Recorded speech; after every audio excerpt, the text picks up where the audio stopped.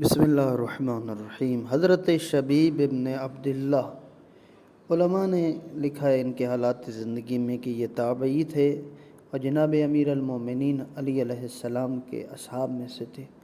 حضرت امیر کے ساتھ تینوں جنگوں میں یہ شریک ہوئے، جنگ صفین، نہروان اور جمل میں۔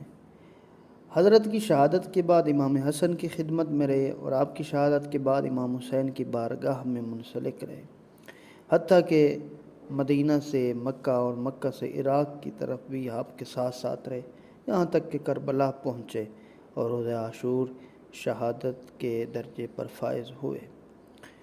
ابو الشعشع کندی فرماتے ہیں کہ یہ کوفہ کے نامور بہادروں اور شریفوں میں سے تھے اور قابل تیر انداز تھے۔ کہتے ہیں کہ یہ بھی امام حسین کے لشکر میں شامل تھے، اور روز عاشور جب امام